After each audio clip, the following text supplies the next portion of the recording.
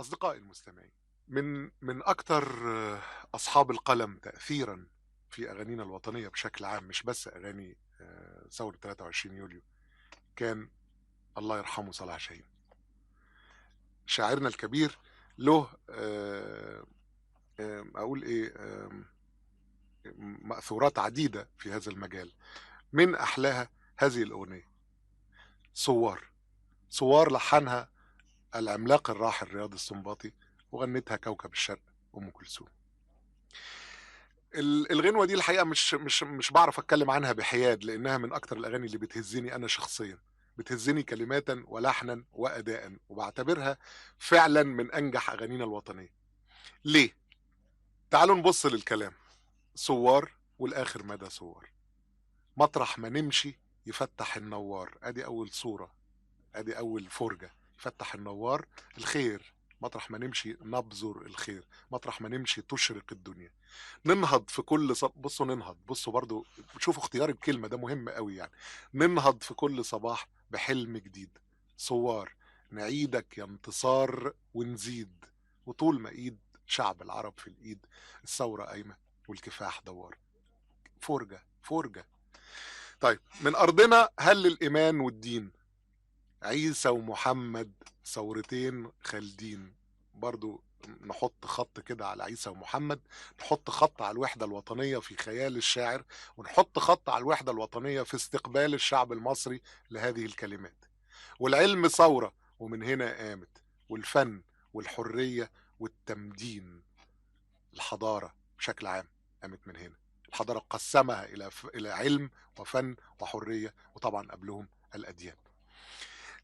ثوار. بص برضو شكل الكتابة الفرجة هنا: نهزك يا تاريخ تنطلق، نحكم عليك يا مستحيل تنخلق، نؤمر رحابك يا فضا تمتلئ.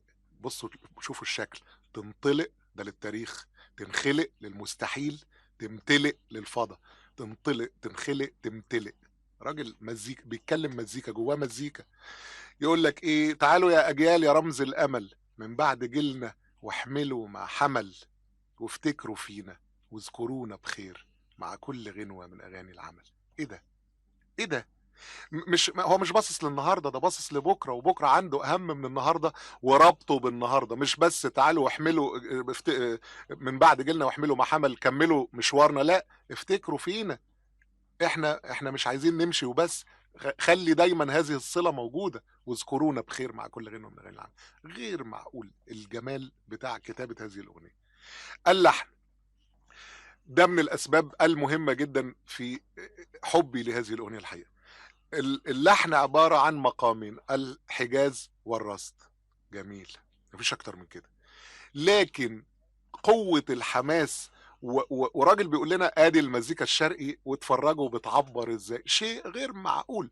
يبدأ ازاي؟ يبدأ بشلوهات ماسكة حرف الدو الرئيسي في هذا المقام، اللي هو مقام الحجازكار. بتقول ايه الشلوهات؟ دو دو دو دو دو دو دو دو دو دو دو دو دو دو دو دو. دي نوتة الدو ماسكاها على طول الشلوهات، الواس بتتنطط كده.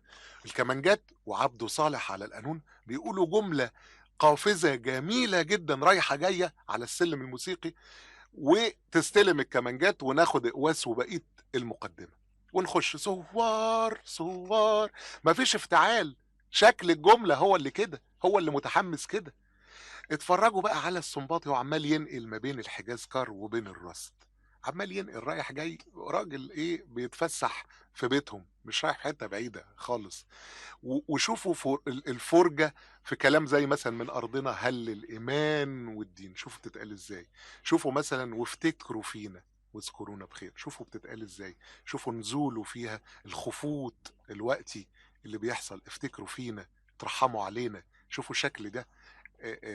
اتفرجوا على قدرة السنباطي التعبيرية المذهلة في هذه الأغنية. أما أم كلثوم فحدثوا ولا حرج. خسارة حقيقية، خسارة حقيقية فعلا يعني. أم كلثوم هذه السيدة تغني كما لم يغني حد خالص. عرض صوت ايه، كم عرب ايه، ماسكة لصوتها ازاي، تمكن ازاي، تعبير. الخفوت خفوت والسطوع سطوع، الاشراق اشراق والافول افول، القوة قوة والضعف ضعف، العاطفة عاطفة والتفجر تفجر. فرجة، فرجة أداء أم كلثوم، اللي نفسه يتفرّج على الغُنى العربي شكله إيه، يسمع هذه الأغنية. ثوّار، صلاح جاهين، رياض السنباطي.